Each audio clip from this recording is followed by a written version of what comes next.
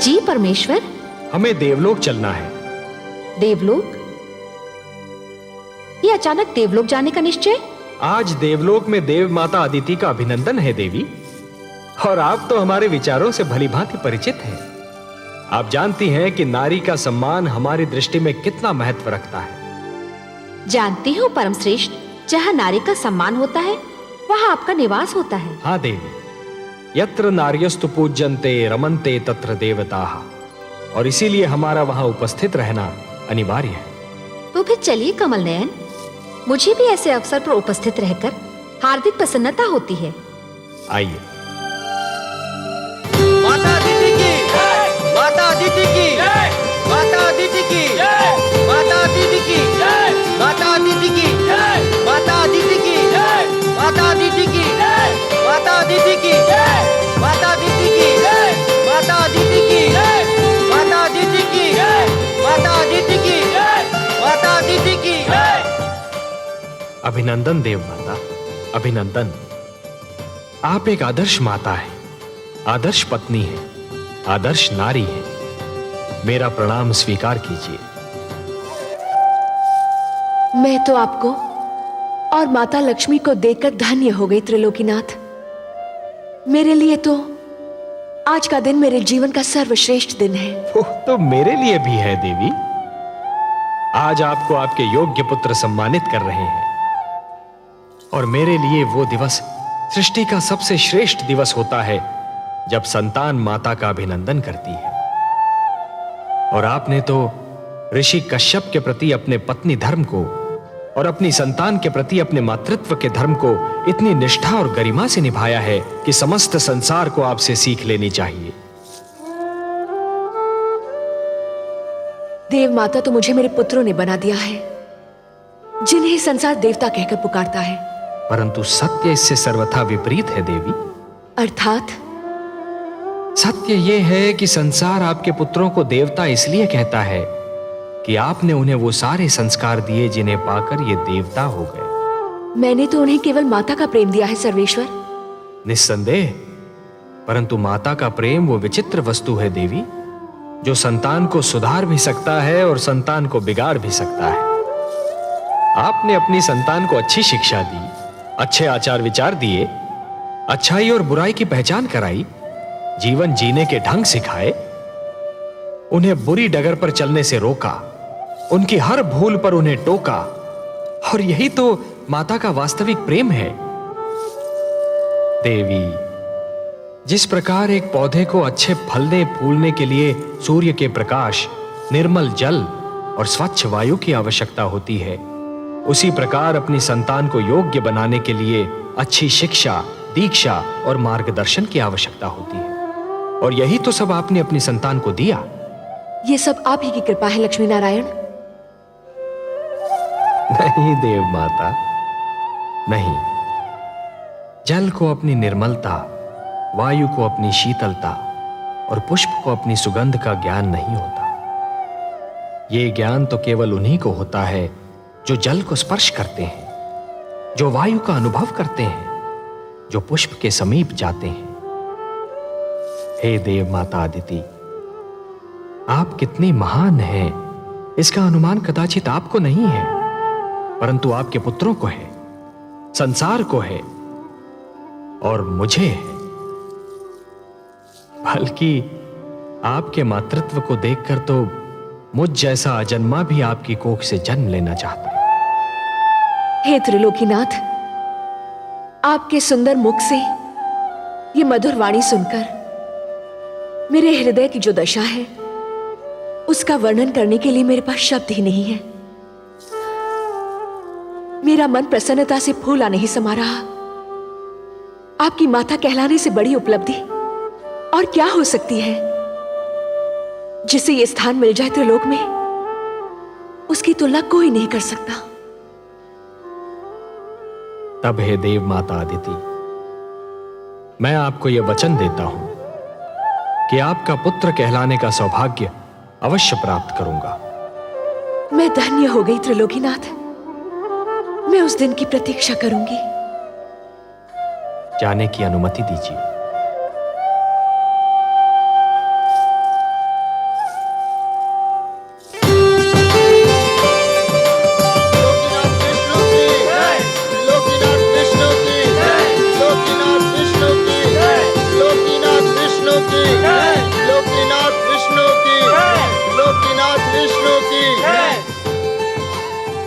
आइए माता, विराजिए।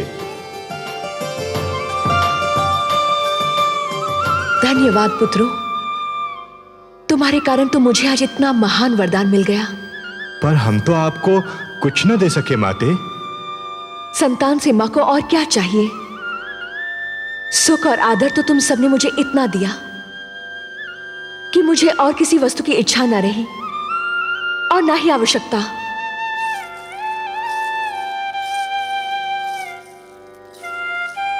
हम चाहते हैं कि हम आपकी और सेवा करें माते। हम चाहते हैं कि आप अब यहीं रहे देवलोक में। हाँ माते, अब आप यहीं रह जाइए। पुत्रों, नारी का देवलोक वही होता है जहां उसका पति निवास करता है, और मेरा देवलोक मेरी धरती है जहां मेरे पति और तुम्हारे पिता प्रतीक्षा कर रहे हैं। तुम सब तो हर पल मेरे साथ हो, क्योंकि मेरे मन में हो। मुझे भी सदैव अपने मन में रखो, मैं भी तुम्हारे साथ रहूंगी। मैं अब चलूंगी। मेरे देवता को यज्ञ के लिए मेरी प्रतीक्षा करनी पड़े, ये मेरे पत्नी धर्म के विरुद्ध है। मुझे अब चलना चाहिए।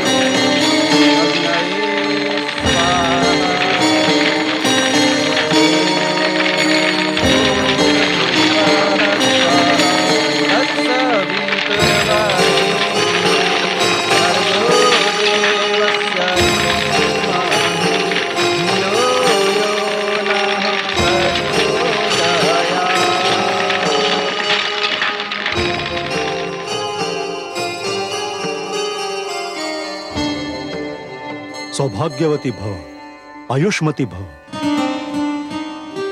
देवी, मैं भगवान विष्णु से प्रार्थना करता हूं कि वो आपकी समस्त इच्छाएं पूरी करें। स्वामी, जिस नारी का पति भी देवता हो और संतान भी देवता मानी जाती हो, उसके मन की और क्या इच्छा हो सकती है? मेरे मन की बस एक ही इच्छा है कि हमारे परिवार पर भगवान विष्णु की कृपा सदा यूं ही बनी रहे।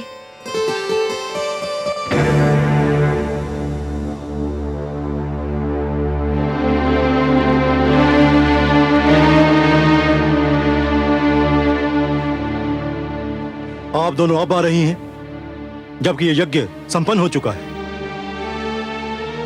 हमें क्षमा कर दीजिए स्वामी। क्षमा? क्षमा करने के अतिरिक्त और मैं कर ही क्या सकता हूं? देवी, आप मेरी पत्नी हैं, मेरी संतान की मां। पर उसी संतान के कारण तो हम दोनों आ नहीं पाए। क्यों? क्या उन्होंने फिर कोई आतंक फैलाया है? घर में उन्हीं लोगों का तांता बंधा हुआ था जिनको हमारी संतान ने पीड़ित कर रखा है।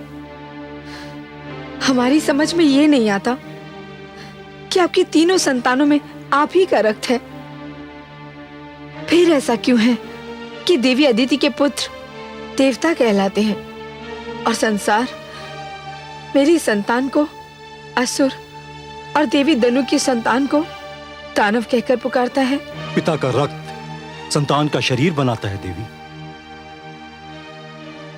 उसका चरित्र, उसका भविष्य माता की गोद ही बनाती है। माता की गोद शिशु की प्रथम और महानतम पाठशाला होती है। संस्कारों की नींव माता की गोद में ही पड़ती है और उसी पर चरित्र का महान भवन खड़ा होता है।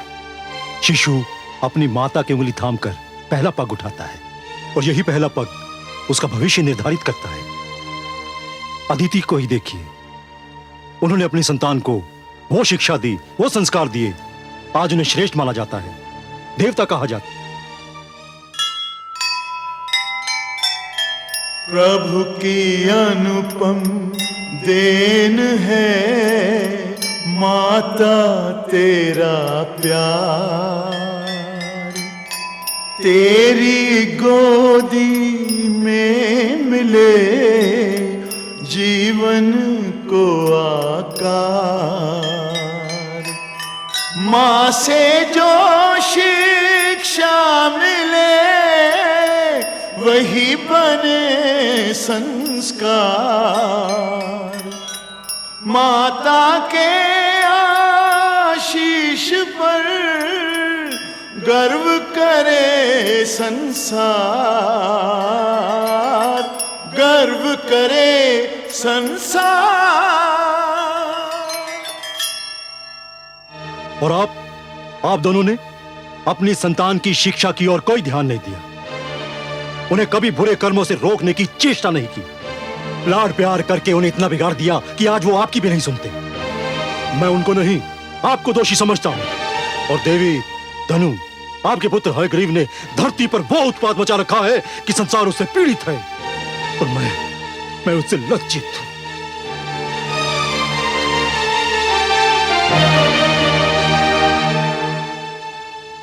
स्वामी,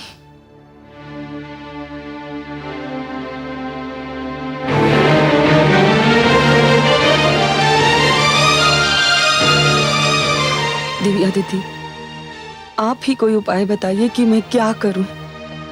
हयग्रीव को समझाइए बहन कि वो हिंसा और अत्याचार का मार्ग छोड़ दे।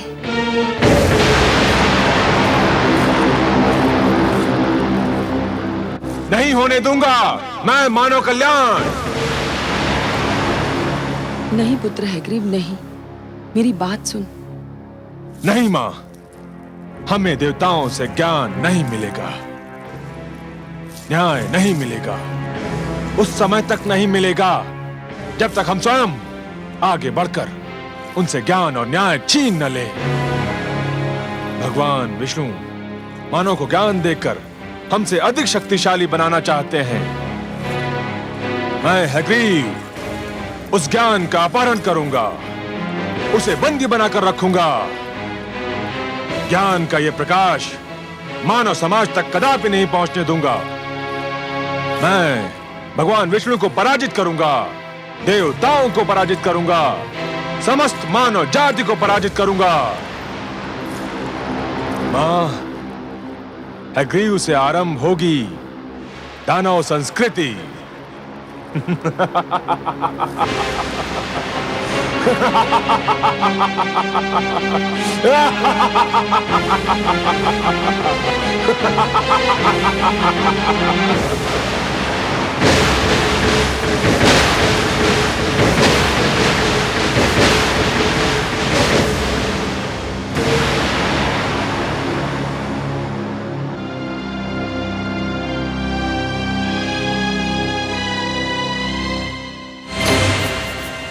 ऋग्वेद, यजुर्वेद, सामवेद,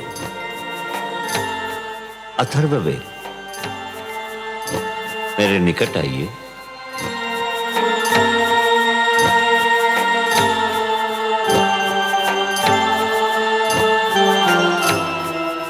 हे ब्रह्मा, आप हमें मानव लोक कब ले चलेंगे? हे ज्ञानकोश, अभी उसका उचित समय नहीं आया है। आपको मानव तक पहुंचाने से पहले मुझे कुछ और आवश्यक कार्य करने हैं। आपकी सुरक्षा मेरा सर्वप्रथम उत्तरदायित्व है। मुझे आपको उन हाथों में देना है जो आपके योग्य हो। मैं भगवान शिव से परामर्श करने जा रहा हूं। मेरे लौटने तक आप यहीं रहिए। जब तक मैं ना आऊं तब तक इस क्षेत्र से बाहर पग न धरें। मैं शीघ्र ही लौट आऊंगा। हे ब्रह्मा, हम आपके आदेश का पालन करेंगे।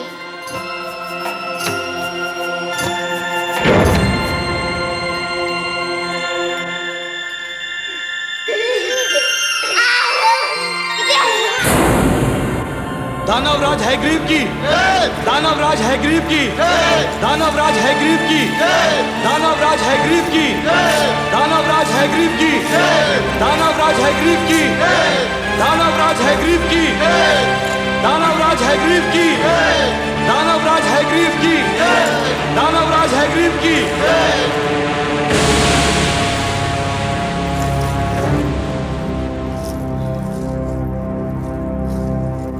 आज तुम्हें सुनाने के लिए कोई शुभ समाचार नहीं है मेरे पास। हाँ, दानव समाज के लिए एक अशुभ समाचार अवश्य है। देवता तो सदा से ही हमसे अधिक श्रेष्ठ और ज्ञानी माने जाते रहे, और अब देवताओं के मित्र विष्णु ने मानव को भी हमसे अधिक श्रेष्ठ और ज्ञानी बनाने के लिए 4 वेदों को जन्म दिया है। और विष्णु ने इन 4 वेदों को मानव तक पहुंचाने का कार्यभार ब्रह्मा को सौंपा है। और इस समय वो 4 वेद ब्रह्मा के पास हैं। ये हम दानवों के विरुद्ध षड्यंत्र है।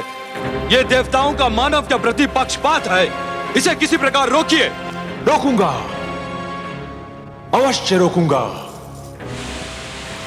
जब तक मैं जीवित हूं, ज्ञान का यह प्रकाश मानव जाति तक कदापि नहीं पहुंचने दूंगा। मारक, घातक, पीड़क, हिंसक,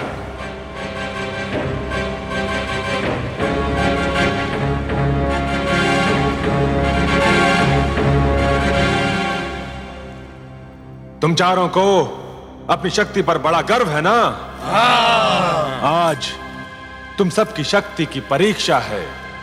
जाओ और ब्रह्मलोक से उन 4 बालकों को पकड़कर हमारी सभा में ले आओ। जाओ। जो आज्ञा दानवराज, आपके आदेश का पालन होगा। दानवराज हैग्रीव की, दानव संस्कृति की, दानवराज हैग्रीव की, दानव संस्कृति की।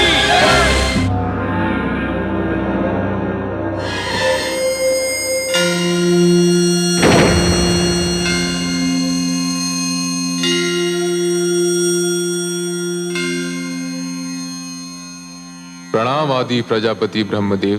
प्रणाम भोलेनाथ। शिवलोक पधार कर आपने मुझे धन्य किया। मैं आपसे कुछ परामर्श करना चाहता हूं शिव शंकर। आपको सहयोग देकर मुझे प्रसन्नता होगी। हे महेश, भगवान विष्णु ने 4 बालकों के रूप में अपनी वाणी मुझे सौंपी है और आदेश दिया है कि मैं इसे मानव तक पहुंचा दूं। ये तो आपके लिए कोई कठिन कार्य नहीं है। कठिन कार्य तो नहीं है, पर एक दुविधा ने मुझे आ घेरा है। दुविधा? और आपको? हाँ भोलेनाथ, आप तो भली भांति जानते हैं कि धरती पर क्या उत्पात मचा हुआ है। युद्ध, छल, कपट, भ्रष्टाचार, अत्याचार से धरती की दशा दयनीय हो गई है। एक मानव दूसरे मानव के रक्त का प्यासा हो रहा है। ऐसे मानव को भगवान विष्णु की दी हुई ये महान वाणी, यह अनुपम भेंट मैं कैसे सौंप सकता हूं भला? तो फिर आपने क्या निर्णय किया? कोई निर्णय लेने से पहले मेरे लिए आपकी स्वीकृति की आवश्यकता है। मेरी स्वीकृति? हाँ शिव शंकर, इस सृष्टि की रचना मैंने की है, परंतु इस सृष्टि में बहुत सी ऐसी वस्तुएं भी जन्म ले चुकी हैं जो अनचाही हैं। मैं इस सृष्टि में परिवर्तन चाहता हूं। भगवान विष्णु के आप्त वचन को मानव तक पहुंचाने से पहले मैं चाहता हूं कि धरती से कुरूपता, पाप, अन्याय तथा अवगुण का विनाश हो जाए। और हे महेश, यह कार्य तो केवल आप ही कर सकते हैं। हे आदि प्रजापति, इस धरती पर रूप और कुरूपता, न्याय और अन्याय तथा गुण और अवगुण एक दूसरे में इस प्रकार समाये हुए हैं, यदि एक को मिटाया जाए तो दूसरे का भी कुछ अंश मिट सकता है। पुण्य और पाप एक दूसरे में इस प्रकार उलझ गए हैं, यदि एक पर चोट की जाए तो दूसरे को भी हानि पहुंच सकती है। यह क्षेत्र आपका है भोलेनाथ, कोई और इस कार्य में हस्तक्षेप कर ही नहीं सकता। यह निर्णय केवल आप ही कर सकते हैं कि किसको नष्ट किया जाए और किसकी सुरक्षा की जाए। आप जो निर्णय करेंगे वही उचित होगा, परंतु निर्णय तो आपको करना ही होगा।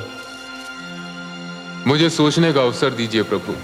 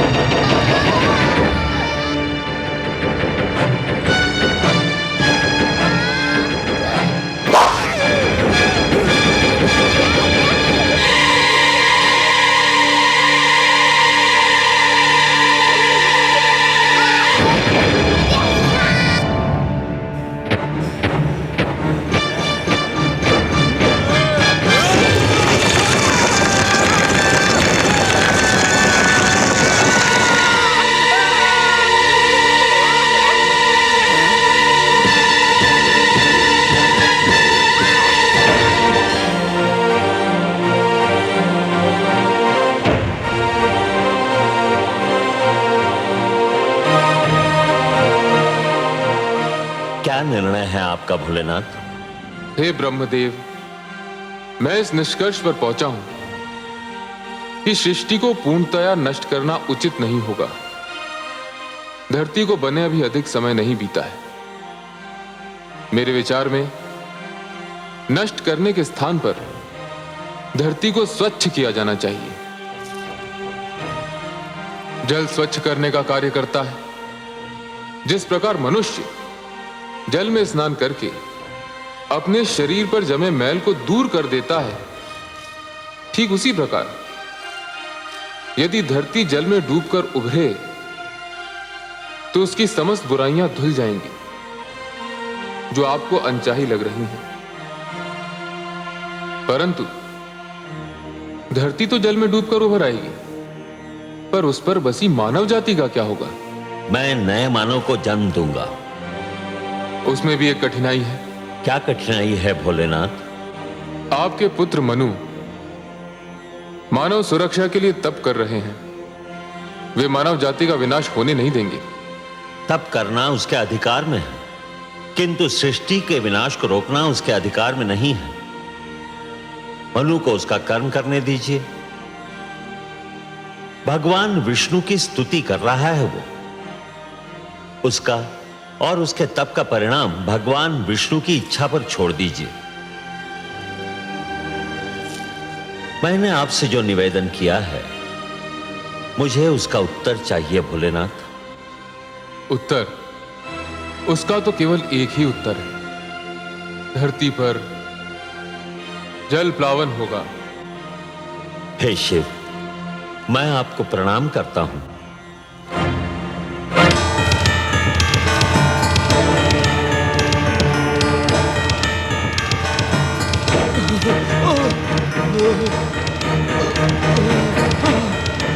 दानवराज, दानवराज, हम उन बालकों का अपहरण नहीं कर सके। 3 दानव ब्रह्मलोक में मारे गए। मैं किसी प्रकार अपने प्राण बचाकर यहाँ पहुंचा हूँ। कायर, तू भी वही क्यों नहीं जलकर भस्म हो गया? मैं भी मर जाता तो ये सूचना आपको कौन देता दानवराज? सूचना समाप्त हो चुकी ना?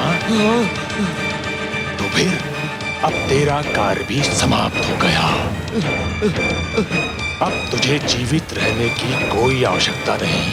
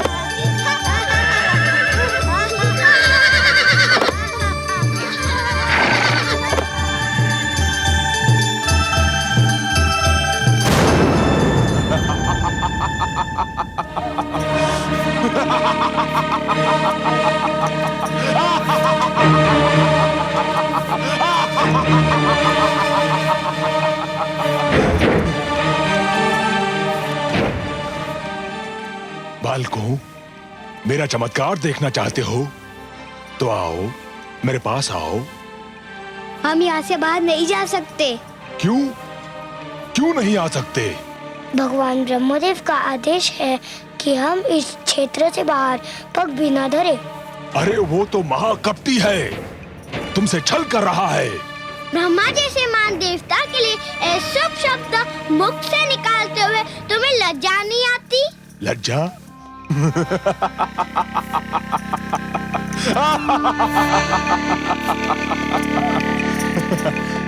उस छलिए से लज्जा? जानते हो वो कहाँ गया है? जानते हैं, वो शिवलोक गए हैं। और वहाँ क्या करने गया है? ये तो हम नहीं जानते। तुम चारों को पाकर ब्रह्मा के मन में खोट समा गया है। तुम झूठ बोलते हो। मैं सत्य कह रहा हूँ। ब्रह्मा शिव के पास ये निवेदन करने गए हैं कि वो धरती को नष्ट कर दें। किंतु क्यों? बड़े भोले हो तुम चारों, इतना भी नहीं समझते। सीधी सी बात है, धरती नष्ट हो जाएगी तो मानव भी नष्ट हो जाएगा, और मानव नष्ट हो जाएगा तो तुम चारों सदा के लिए ब्रह्मा की संपत्ति बन जाओगे, और वो तुम चारों को दास बनाकर रखेगा।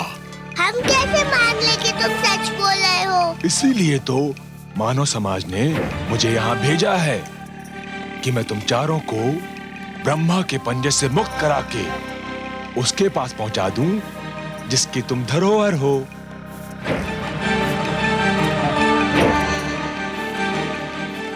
सोच क्या रहे हो? यदि ब्रह्मा आ गया तो कभी मुक्त नहीं हो पाओगे। जीवन भर उसके दास बनकर उसकी सेवा करते रहोगे। व्यर्थ सोच विचार में समय नष्ट ना करो। मेरे साथ चलो, आओ आओ। मैं तुम्हें वचन देता हूं कि मैं तुम्हें इसी समय मानव के पास पहुंचा दूंगा। मानव बहुत समय से तुम्हारी प्रतीक्षा कर रहे हैं। आओ, मेरे पास आओ, आओ, आओ।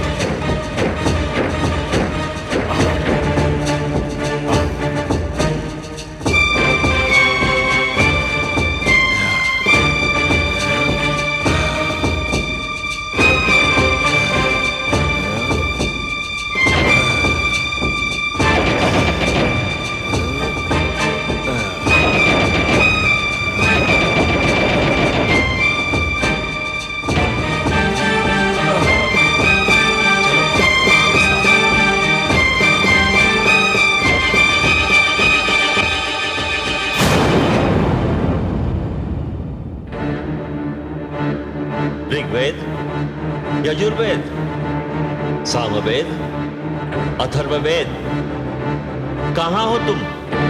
कहाँ हो? सामवेद, अथर्ववेद, ऋग्वेद, यजुर्वेद, कहाँ गए तुम लोग?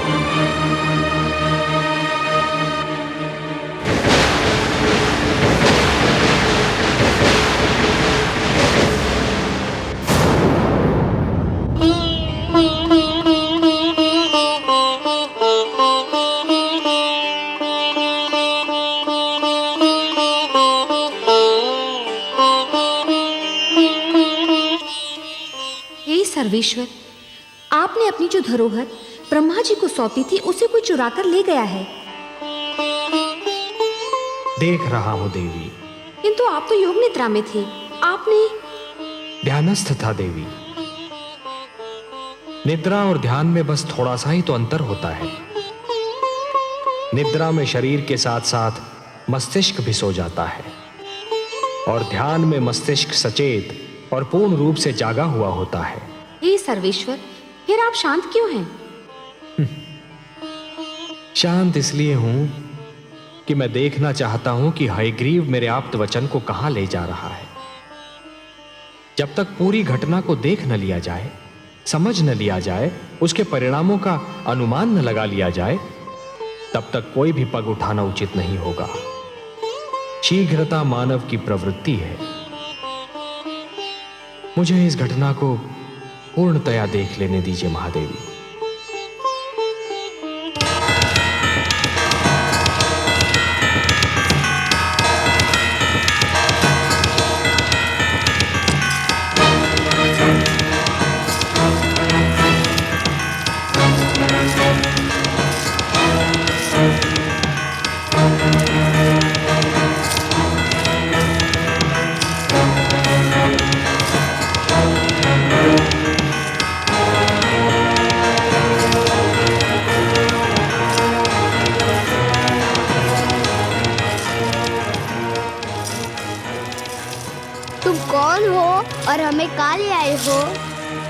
मैं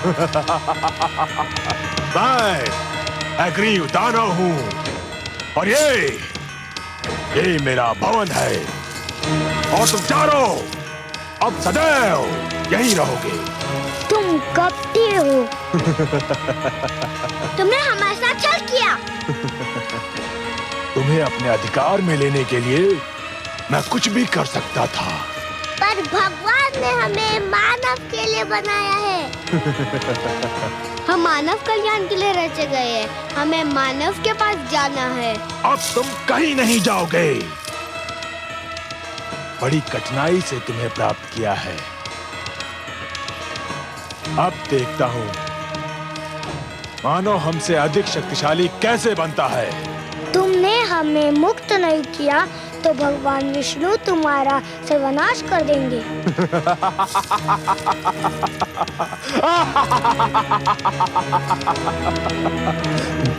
अब मेरा कोई सर्वनाश नहीं कर सकता।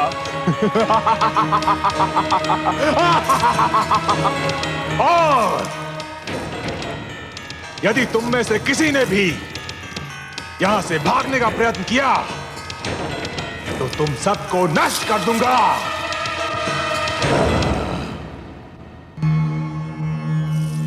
प्रणाम। हमारी धरोहर चोरी हो गई। कोई हमारे वेदों को अपहरण कर ले गया। यही सूचना लेकर आए हैं ना आप ब्रह्मा जी? आपसे क्या छुपा है सर्वेश्वर? हाँ, ऐसा ही हुआ है। मैं शिवलोक गया था। मेरी अनुपस्थिति में कोई उन्हें चुरा ले गया। ये कार्य दानव हयग्रीव ने किया है।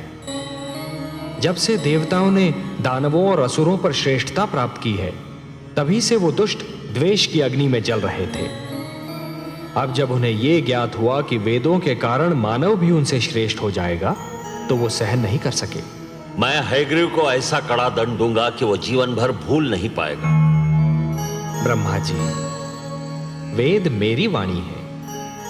मानव कल्याण के लिए उन्हें मैंने रचा था।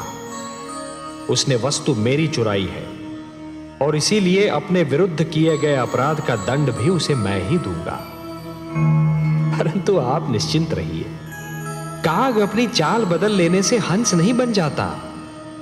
विष अपना रंग बदल लेने से अमृत नहीं हो सकता। वेदों को अपने निकट रखने के उपरांत भी दानव अपनी दानवी प्रवृत्ति नहीं बदल सकते। फिर भी अपनी पवित्र वाणी को अपवित्र वातावरण में नहीं रहने दूंगा मैं। यह मेरा संकल्प है। जो संस्कारहीन है वो ज्ञान तक पहुंचकर भी अज्ञान के अंधकार से बाहर नहीं निकल सकते। हे जनार्दन, एक और विचार भी मुझे व्याकुल कर रहा है। मेरे अनुरोध पर भगवान शिव ने पृथ्वी को जलमग्न करने का निर्णय लिया है। दूसरी ओर मनु ने सृष्टि की सुरक्षा के लिए आमरण व्रत रख लिया है। धरती के जलमग्न होने में अधिक विलंब नहीं है। आपके पुत्र मनु की इच्छा और हमारा उद्देश्य एक ही है। उसकी इच्छा है मानव कल्याण और वही हमारा भी उद्देश्य है। अब महादेव के निर्णय और हमारे उद्देश्य की पूर्ति के बीच क्या होना है, यह आप हम पर छोड़ दीजिए। आप चिंता मुक्त होकर जाइए ब्रह्मलोक। हे नारायण, सृष्टि के कल्याण के लिए आप जो भी करेंगे, सृष्टि का कल्याण उसी में है। प्रणाम।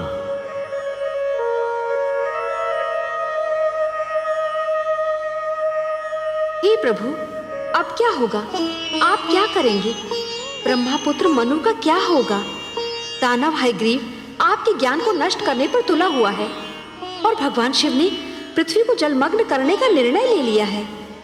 अब वही होगा देवी जो मेरा वचन है।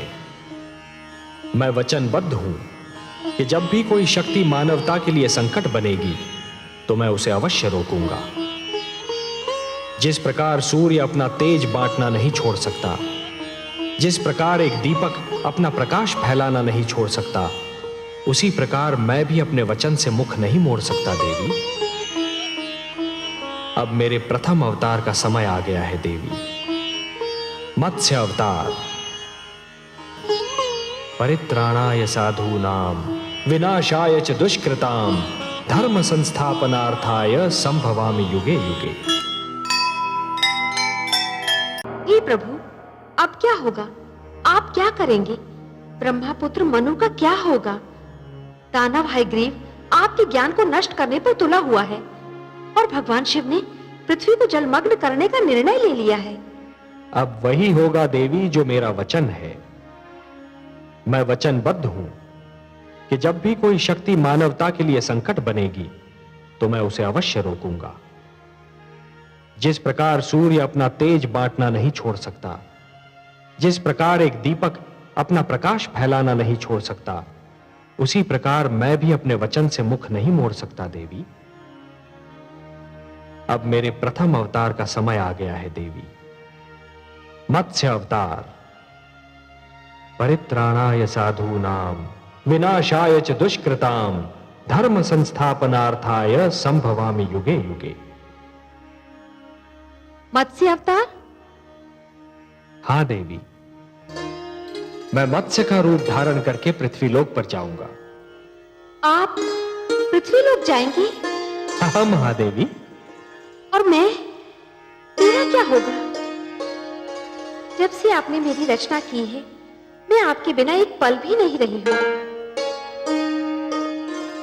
आप ही तो कहते हैं कि मैं आपकी अर्धांगिनी हूं। आपकी बाएं भुजा में मेरा वास है। वामांगी हूं मैं आपकी, और आप मुझे ही छोड़कर जाने की बात कर रहे हैं। हे कमल नयन, मुझ पर दया कीजिए। एक क्षण भी मैं आपसे दूर नहीं रह सकती। हे सर्वश्रेष्ठ, हे नारायण, आपकी लक्ष्मी आपसे दूर नहीं रह पाएगी। दूर तो मैं भी नहीं रह सकता आपसे महादेवी। अपना विष्णु रूप पाते ही मैंने आपकी रचना की थी, तो मैं आपसे दूर कैसे रह सकता हूं? भला पुष्प से सुगंध और सागर से लहर दूर रह सकती है? हमारे एकाकार होने का समय आ गया है देवी।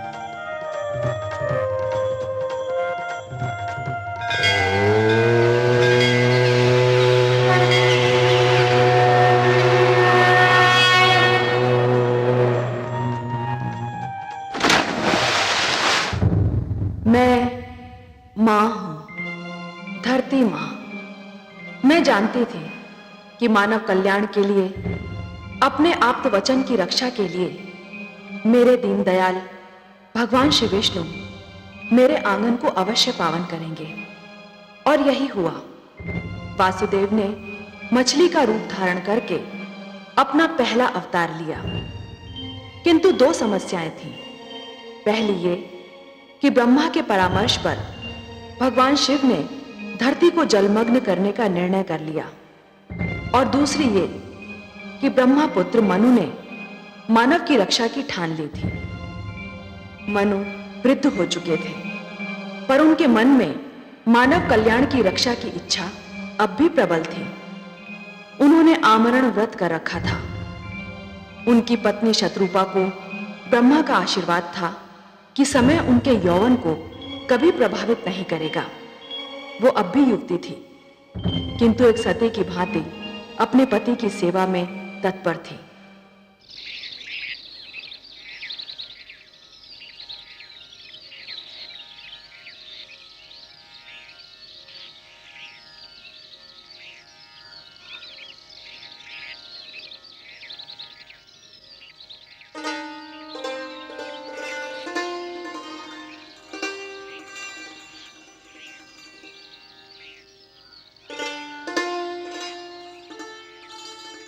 आपकी संध्या तर्पण का समय हो गया है स्वामी।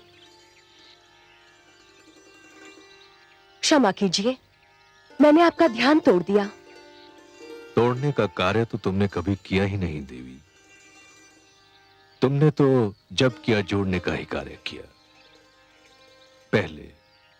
पहले मेरे जीवन में आकर मेरे बिखरे अस्तित्व को जोड़ा, फिर मुझे संतान देकर मेरे परिवार को जोड़ा, और अब मेरे तप में मेरा साथ देकर मेरी आत्मा को परमात्मा से जोड़ रही हो। कभी कभी सोचता हूं कि तुम्हें यहां साथ लाकर मैंने तुम पर बहुत बड़ा अन्याय किया। अन्याय तो आप ये कहकर कर रहे हैं कि आपने मुझ पर अन्याय किया। जीवन का ऐसा कौन सा सुख है जो मुझे आपसे नहीं मिला? ऐसा कौन सा ऐश्वर्य है जो आपके साथ रहकर मैं नहीं भोग पाई?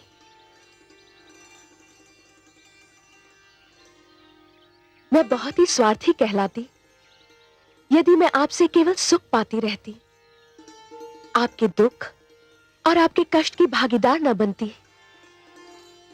पिता श्री ब्रह्मा ने हमको उत्पन्न करते समय भी तो यही कहा था कि हम दो शरीर किंतु एक प्राण है। आप वृक्ष हैं स्वामी और मैं अमरलता। आपके सहारे के बिना तो मैं खड़ी भी नहीं रह सकती।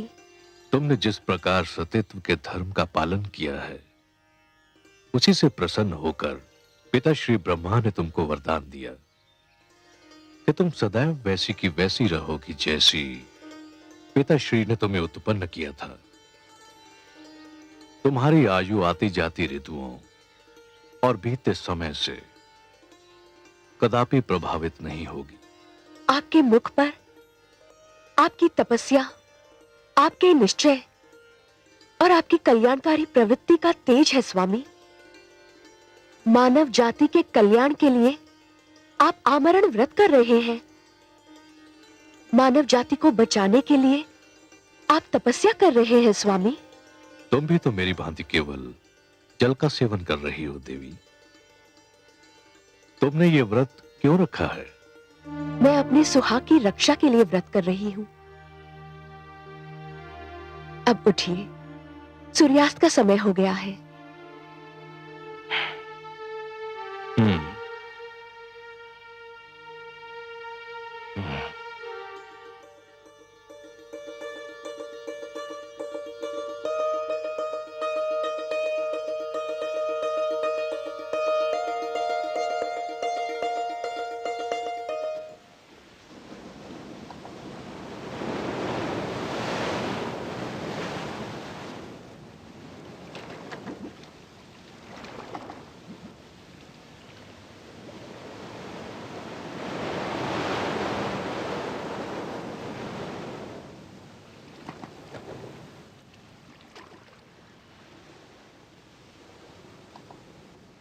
ओम हिरण्यवर्णाम हरिणीं सुवर्णरचितस्त्रज्जां चंद्रां हिरण्मयीं लक्ष्मीं जातवेदो महावः।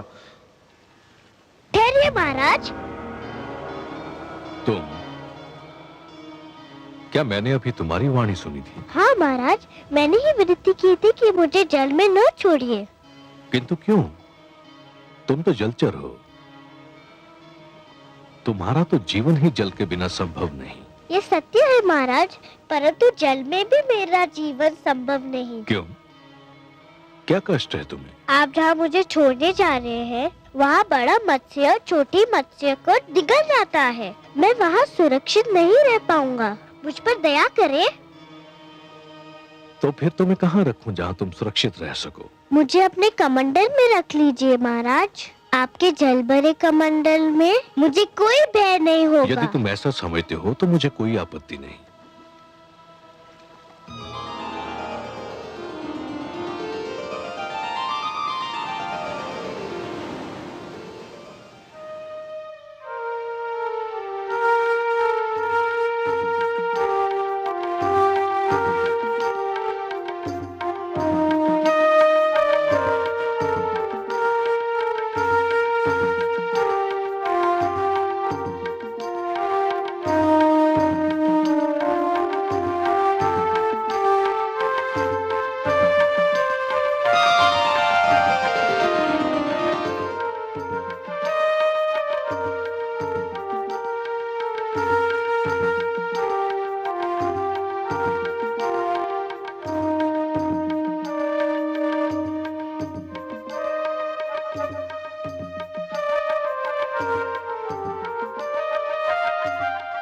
नहीं देवी नहीं, जल मत फेंकना। क्यों स्वामी?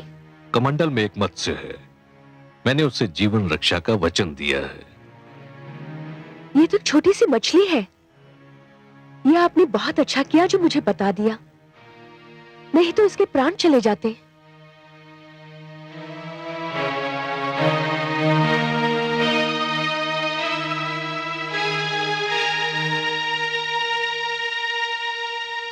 आइए स्वामी, विश्राम करते हैं।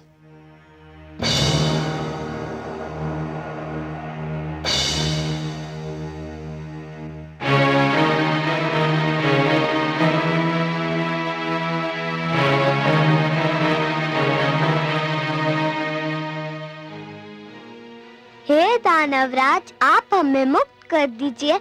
आपने हमें छोड़ दिया तो भगवान विष्णु आपसे बहुत प्रसन्न होंगे। मुझे तुम्हारे विष्णु की कृपा नहीं चाहिए। चुपचाप अपने स्थान पर बैठे रहो, नहीं तो कड़ा दंड दूंगा।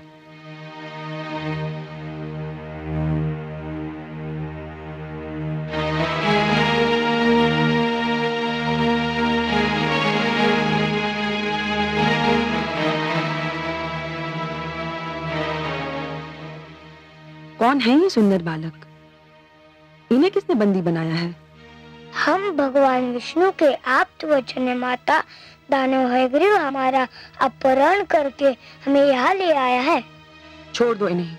मुझे खेद है माता, मैं आपके आदेश का पालन नहीं कर सकता। क्यों? क्यों नहीं कर सकते मेरे आदेश का पालन? ये चारों दानवराज हयग्रीव के बंदी हैं और उनका आदेश है कि इन्हें ना छोड़ा जाए। माते,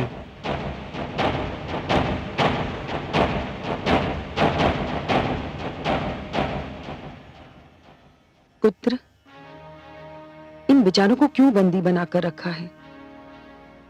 छोड़ दो इन्हें, मुक्ति दे दो इन सुंदर भोले भाले बालकों को।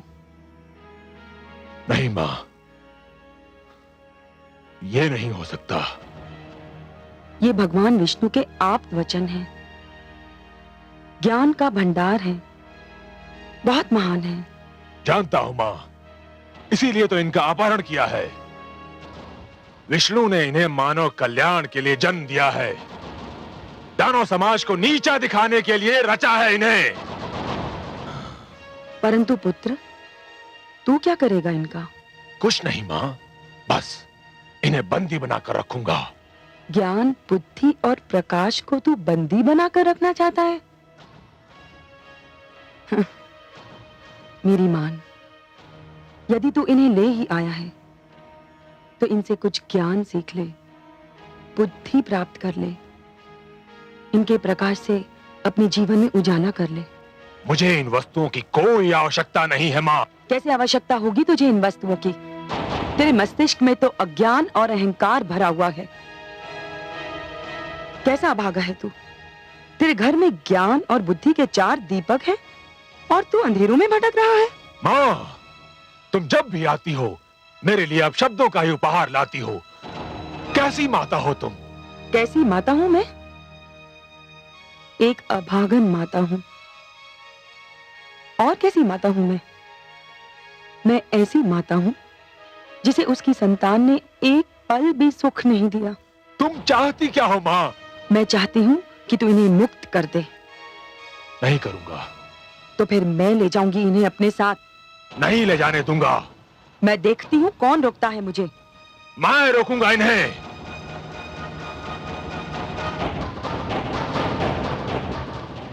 देखती हूँ तू कैसे रोकता है। आओ बालकों। नहीं। हट जा तू मेरे बीच से। मां, तुम चली जाओ यहां से। नहीं जाऊंगी। क्या कर लेगा तू मेरा? नहीं मां, मैं कहता हूं चली जाओ यहां से। नहीं तो? नहीं तो क्या करेगा तू? मां, मुझे भय है कहीं मेरा हाथ ना उठ जाए और मैं तुम्हारा अपमान न कर बैठूं। हाथ उठाएगा तू मुझ पर? मेरा अपमान करेगा तू? अरे अभागे, अपमान तो मेरा उसी दिन हो गया था जिस दिन तूने मेरी कोख से जन्म लिया था। हे ईश्वर, ऐसे दुर्वचन सुनने से पहले मुझे इस संसार से उठा क्यों नहीं लिया? ऐसे पुत्र के होने से तो पुत्र का ना होना ही अच्छा था।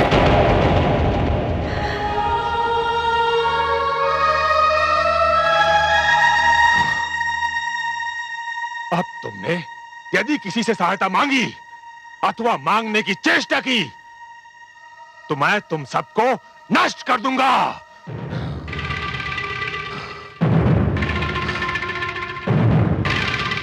स्वामी, स्वामी, स्वामी,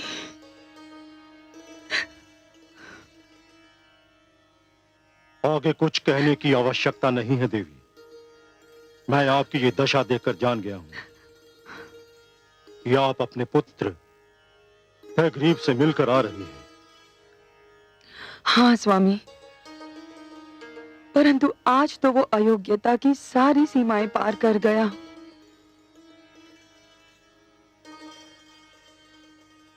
जो किसी सीमा को मानता ही ना हो उस पर यह दोष लगाना ही व्यर्थ है कि वो अयोग्यताओं की सारी सीमाएं पार कर गया।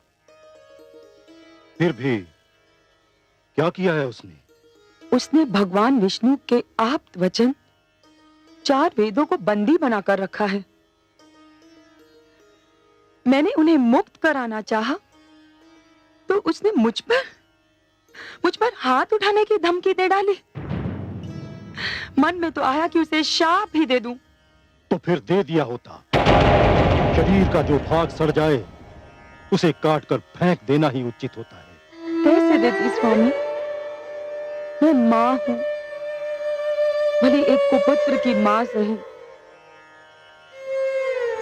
परंतु आज मुझे एक बात का ज्ञान अवश्य हुआ है कि कभी-कभी मातृत्व भी लज्जा का कारण बन जाता है। आज पहली बार मैं बहुत लज्जित हूं कि मैं ऐसे पुत्र की मां हूं। मैं उसे अपनी कोख से जन्म देकर पछता रही हूं। पश्चाताप यदि भूल का मूल्य चुका सकता तो विश्वास करो मैं आपके पश्चाताप के साथ अपना पश्चाताप भी जोड़ देता। परंतु जिस प्रकार वर्षा ऋतु बीत जाने पर बीज बोने से कोई लाभ नहीं, उसी प्रकार हमारा पश्चाताप करना भी व्यर्थ है। कैसी अभागन हूं मैं।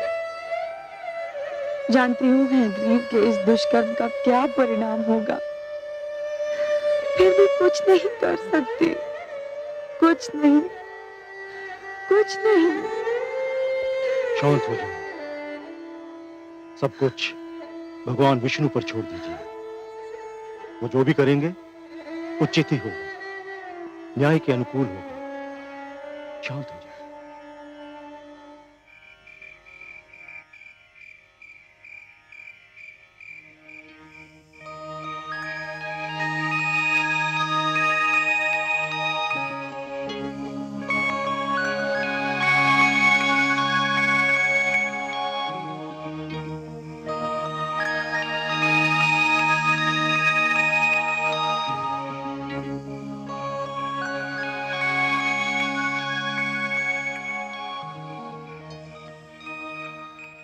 महाराज, महाराज, महाराज, महाराज, महाराज, महाराज, महाराज। ये मुझे कौन पुकार रहा है? क्या हुआ स्वामी? मुझे ऐसा लगा जैसे कोई मुझे महाराज महाराज कहकर पुकार रहा हो। कौन था वो? मैंने पुकारा महाराज। अरे, ये पुकार तो कमंडल से आ रही है। हाँ देवी, ये मैं ही हूँ। मेरी रक्षा कीजिए। इस कमंडल में मेरा श्वास रुका जा रहा है। मुझे यहाँ से निकालिए महाराज।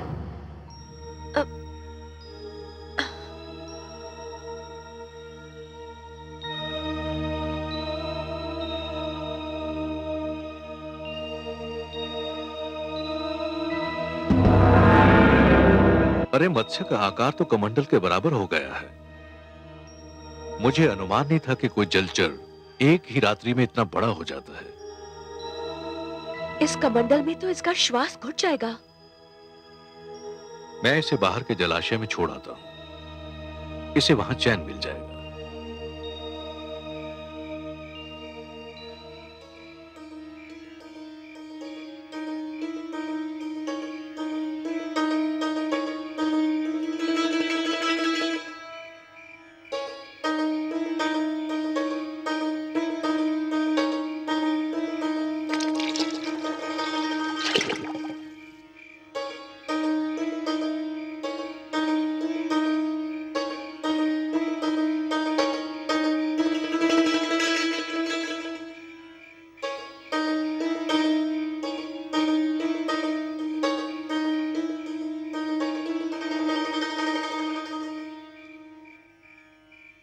महाराज, महाराज,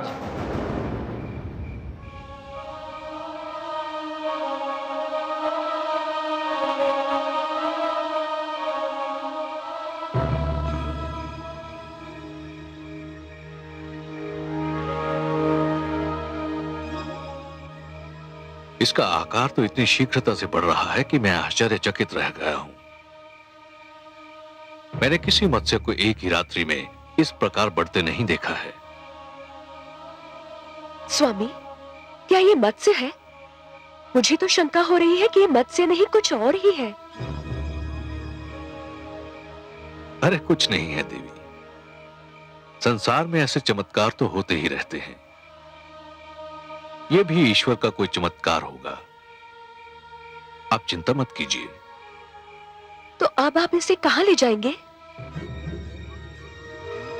इसका आकार इतनी शीघ्रता से बढ़ रहा है कि सागर के अतिरिक्त इसका कोई स्थान नहीं हो सकता।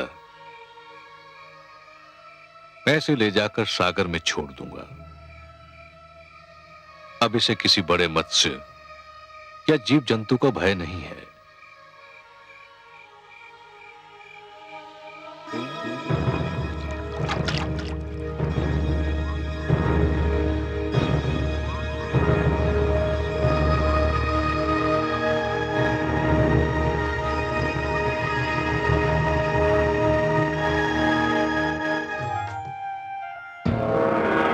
नारायण नारायण।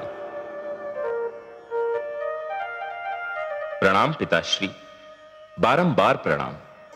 आयुष्मान भव। आओ पुत्र, उचित समय पर आए तुम। तुम्हें ज्ञात है सृष्टि में क्या होने वाला है? हाँ पिताश्री, मुझे ज्ञात है कि सृष्टि में क्या होने वाला है, और मुझे यह भी ज्ञात है कि सृष्टि में जो होने वाला है वो आपके ही परामर्श का परिणाम है। तुम सत्य कहते हो पुत्र, परंतु सृष्टि के प्रति मेरे मन में प्रेम भी तो है। स्वाभाविक है पिताश्री, नितांत स्वाभाविक है। आप सृष्टि के रचयिता हैं, सृष्टि आपकी रचना है, और रचयिता का अपनी रचना से प्रेम होना स्वाभाविक है। फिर मेरी चिंता भी तो स्वाभाविक है। पिताश्री, आपकी चिंता स्वाभाविक है, किंतु पिताश्री धरती का विनाश नहीं हो रहा है। धरती केवल जलमग्न हो रही है, और वह भी इसलिए कि वह स्वच्छ हो जाए। पिताश्री, हर युग में धरती को स्वयं अपने आप को स्वच्छ करना होगा। पट्टी पर जब कोई नया लेख लिखा जाता है तो पुराने लेख को पोंछना ही पड़ता है।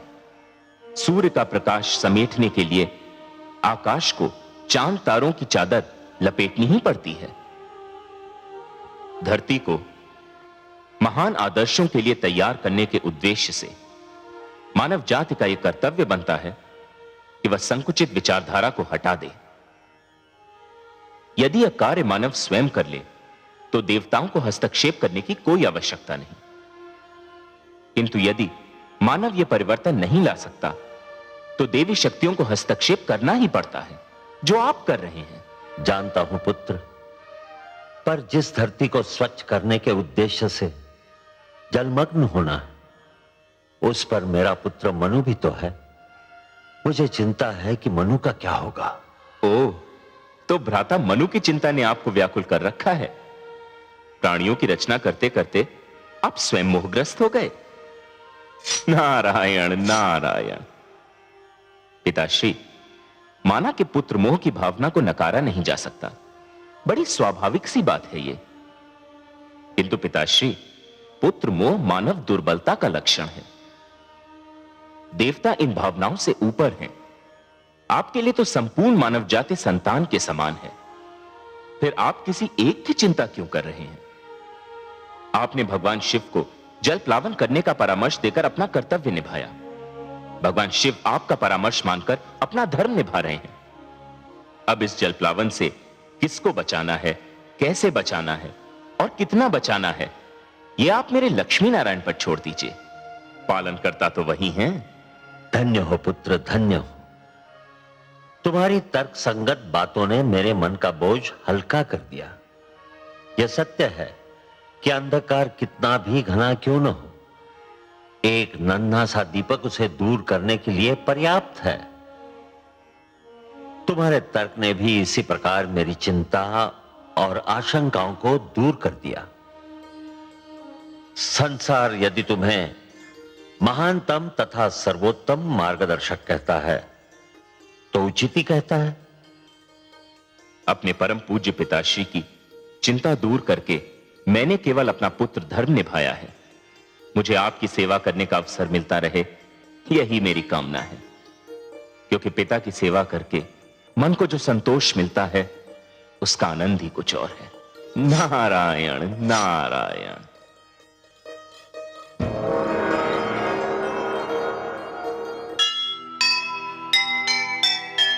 अपना धर्म निभाइए, ममता से मुख मोड़।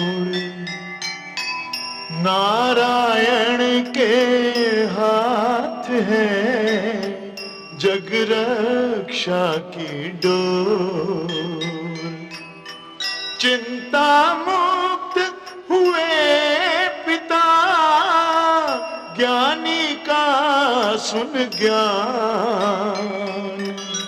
नारद जैसे पुत्र पर क्यों न करे अभिमान, क्यों न करे अभिमान।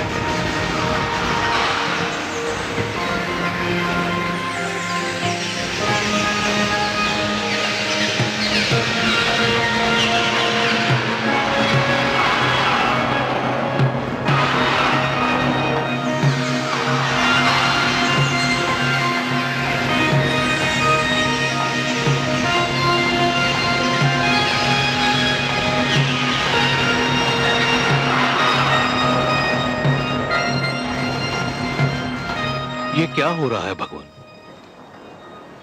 मुझे अपनी आंखों पर विश्वास नहीं हो रहा।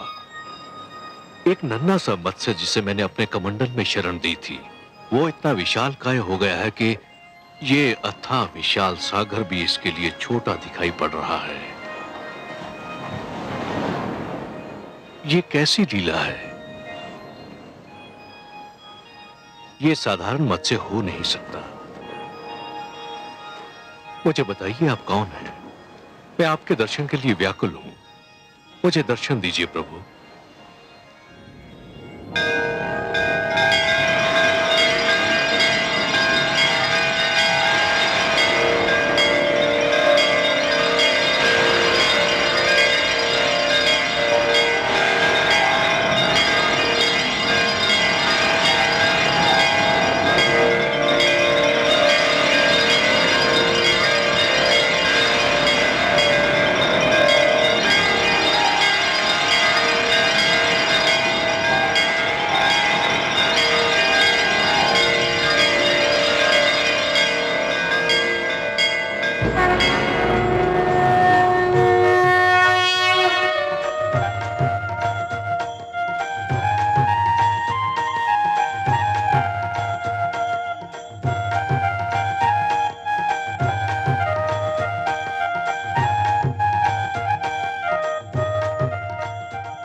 भगवान आप?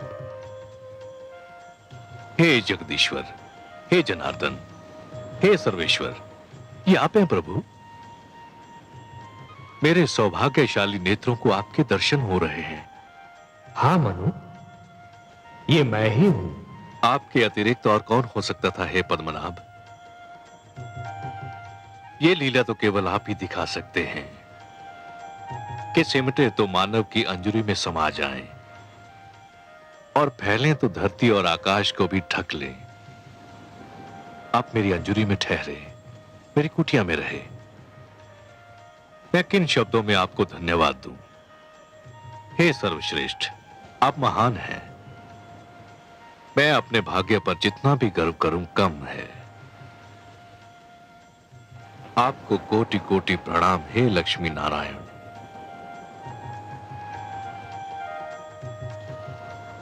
पर क्षीर सागर को छोड़कर धरती पर आकर उसे पावन करने का क्या भेद है दीनदयाल?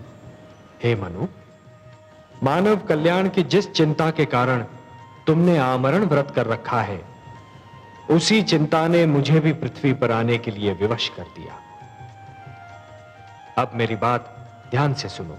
आपकी मधुर वाणी सुनने के लिए मैं सिर से पांव तक कान बना हुआ हूं प्रभु। ब्रह्मा के परामर्श पर भगवान शिव इस धरती को स्वच्छ करना चाहते हैं। उन्होंने धरती को जलमग्न करने का निर्णय कर लिया है। आने वाली अमावस्या को आकाश से ऐसा वज्रपात होगा कि कानों को ध्वनि सुनाई नहीं देगी।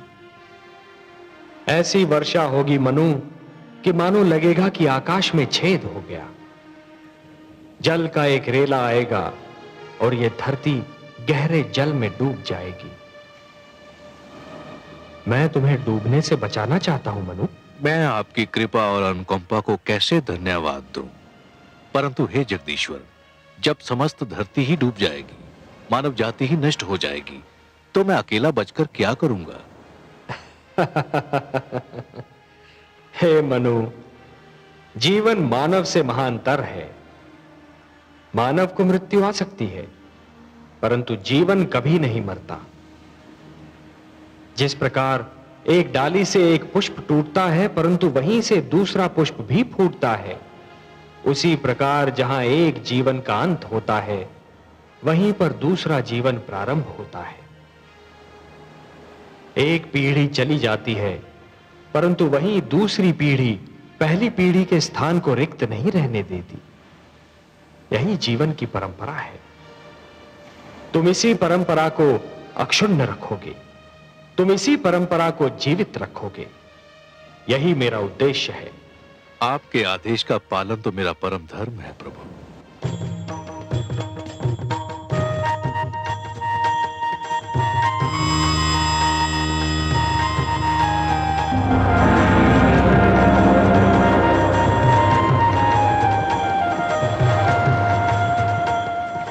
मनु, जल प्लावन के समय तुम अपनी धर्म पत्नी शतरूपा के साथ इस नौका पर सवार हो जाना। अपने अतिरिक्त इस नौका पर समस्त पशु पक्षियों का एक एक जोड़ा और उन सारे पौधों के बीज भी रख लेना जिन्हें तुम आवश्यक समझते हो। मैं मत्स्य के रूप में आऊंगा। तुम इस नौका को मेरे सींग से बांध देना। मैं तुम्हारी नौका को सुमेरु पर्वत पर ले जाऊंगा, जहां पहुंचकर तुम्हें एक नवीन जीवन का निर्माण करना होगा, एक नए मानव को जन्म देना होगा। जो आदेश प्रभु। मैं आपके आदेश का अक्षरशः पालन करूंगा।